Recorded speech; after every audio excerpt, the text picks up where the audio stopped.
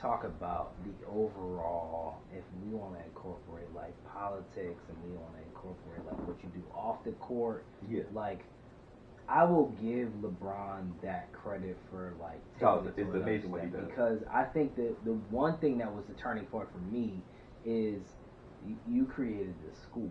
Mm-hmm. Like people don't talk about like how education has impacted like students because a lot of things people have, and even these like, and this may come off as really bad, but like these D1 schools have made things very tough for the D2s or the other the D3 schools that you even played for. Like they made it hard even for the D1 schools that don't even get talked about. Like when we go into these brackets every March, like we don't know, or the end of February, we don't know what schools outside of the Dukes, the Kansas, the Kentuckys, the North Carolinas, the UConns. Like, of course, I don't want to take my Huskies out of it, but like these are the big schools, the Georgetowns. Like we talk about them, but we don't talk about the schools that are really like in the ground grinding. And it wasn't until like I wanted to become a coach that I had to realize, like, outside of the D1s, the D2s, the D3s, like, there's some schools that are within these brackets that don't get talked about enough, that need to have that space to be able to function within. Like, they don't get the money that they deserve. They don't get the clout that this has become the big word, the clout. They don't get that acknowledgement of that they deserve because of the hard work that they put in. Because again, it wasn't until I met my wife Brittany that like she put me on to Randolph-Macon and what they've been doing. And, like, because she was an athlete, being a soccer player, and being I know you guys now, like you guys were D3 players, but y'all were grinding and putting that work in from the ground up, trying to be noticed by some of these same people that were automatically given the privilege to be able to be noticed. Yeah, man. I mean, like you said earlier, just because you don't make D1 doesn't mean that you aren't a top-notch athlete. Because for so many times you grow up being like, oh, I want to play D1, I want to be on TV, I want to do this, that, and the third. And for kids, sometimes when that doesn't happen, it just crushes their dream. Yeah. Like you can go to these other schools, these D2s, these D3s, these JUCOs. You can go to all these different schools, and bro, you can get the same level of competition, and like, even better. Yeah, because I think personally, that grind is different, bro.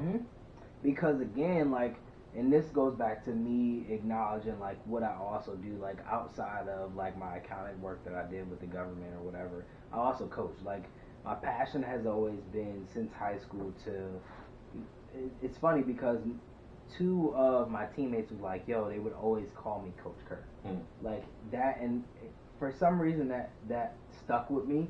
Not necessarily my last name, but my first name would have stood for like Coach Curt, like would be a great person, because I've always told them like, yo, just keep working hard, you'll get to that point. So that's what made me wanted to get into this coaching aspect, and I'm still working through trying to figure out where I want to take it, if this is what I want to actually really do full time, whether it's direct coaches or assistants or whatever. Like even the help, like some of the help, like even on the Tucker side, like because I coach for Tucker High School, like we have some very dope people who either played D1 college ball or they play football, like, but their calling was basketball. And I appreciate like my brother from another mother, like TB, who came from getting that Final Four experience, being with VCU. Like he was the one who also like inspires me to like continue to push as a coach. Like it's these great minds that you get to meet and collab with. Also Adam, like Desgain, like who you had on your podcast before. Like thankful for these people, for me to be able to gel with these young men that are coming through trying to get to that level, but they don't understand that there also are other avenues to get to where your destiny is. Not also just being a D1 player, but also knowing like who you play for is important. Like putting your ass on the line every day Yeah. is important. Like, you gotta put the work in before you can get the praise or the excitement of what comes every day. Yeah. It's behind the scenes. It's a dog. Yeah. Yeah. People don't understand that it's definitely a grind, and they see the final product, but they don't always see the work that goes behind it. And it's a lot, man. But you know, it's rewarding for the people that actually go through it. Yeah. So I'm appreciated.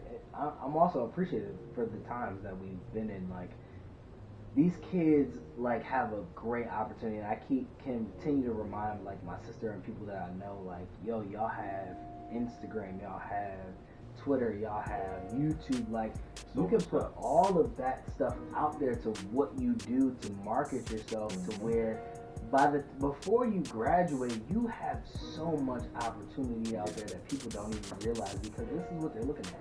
They're looking at numbers. They're looking at what you do. They're looking at how they don't care what you went to school for anymore. They're worried about how many followers can you bring me. Like, what is the hype behind what you're bringing? So I think that's important too. Yeah, that's definitely the bonus right now, man.